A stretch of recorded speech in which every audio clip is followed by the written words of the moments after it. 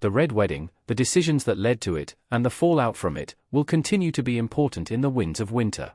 In both George R.R. Martin's A Song of Ice and Fire novels and the TV show Game of Thrones, the deaths at the Red Wedding are a defining moment that shaped so much of what comes next, and that's going to be the case again in Martin's sixth and penultimate book. When The Winds of Winter releases, it can correct a mistake Martin made back in 2005's A Feast for Crows, relating to one character who was key to the Red Wedding, even if they didn't go, Jane Westerling. Robb Stark married Talisa Mager in Game of Thrones, and she was killed at the Twins while pregnant. But in the books, he married a girl named Jane, who notably didn't attend, and thus is still alive heading into the Winds of Winter. Jane's role has sparked a lot of debate and speculation, which Martin could shut down in the next installment.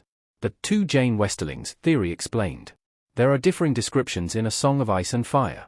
Jaime Lannister, Nikolai Coster-Waldau, at Riverrun in Game of Thrones Season 6.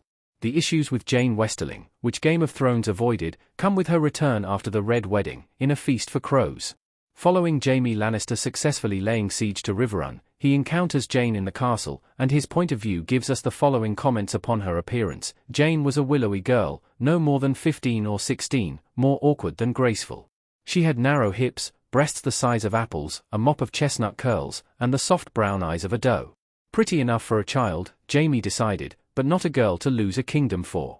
On its own, that doesn't seem all that remarkable, but it's a contradiction of how the character was previously described in A Storm of Swords. There, via Catelyn Stark's POV, the description of Jane reads: "She was pretty, undeniably, with her chestnut curls and heart-shaped face, and that shy smile. Slender, but with good hips," Catelyn noted. "She should have no trouble bearing children, at least." The discrepancy, specifically in the description of Jane's hips, didn't go unnoticed, because nothing does in A Song of Ice and Fire. But was this a deliberate hint by Martin?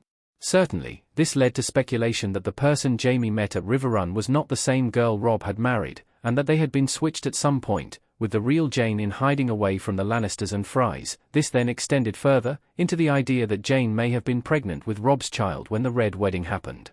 If that were the case, then it'd be understandable why the character had been secretly switched with another. Her child would be the heir to the North. Those who remain loyal to Robb would rally around his and Jane's child, especially if she had a son, and the Lannisters would have a new Stark threat to deal with, especially as it's believed Bran and Rickon are dead. However, rather than a tease from Martin, this was simply a mistake. GRRM admitted his mistake and can fully fix it in The Winds of Winter. Jane is confirmed to return. While the speculation around Jane is fun, it's believed that the differences in descriptions of her hips were simply a mistake. It's an oversight on Martin's part that is, perhaps, somewhat inevitable when dealing with so many varied, detailed characters across a span of several years. It seems pretty clear it was indeed a mistake, but nothing is concrete, nor as canon, as Martin putting it firmly in one of his books from the get-go, rather than a revised edition that many people won't have access to. And that's where the next book comes in. The Winds of Winter will bring back Jane Westerling in the prologue, according to Martin himself, as revealed back at San Diego Comic-Con in 2014, unless plans have since changed, which is possible. Jane's very presence could, at least, shut down the idea of Robb's heir, but if she isn't the POV character, then we could get another direct description of her. One that firmly places her at Riverrun, and clarifies beyond doubt that this is the same girl Robb married. Jane and her mother, Sybil, could still have important roles to play. The former was distraught at Robb's death, the latter conspired with the Lannisters. What would also be interesting here is that the Winds of Winter could have a second Red Wedding, with Lady Stoneheart and the Brotherhood without banners killing people at upcoming Lannister-Frey nuptials. It's not beyond the realm of possibility that, after missing the first Red Wedding, Jane is present for the second, and potentially even reunites with Catelyn, now in her undead form. That, too, could shed more light on things, but either way, there's a great chance to correct the mistake once and for all when The Winds of Winter eventually releases.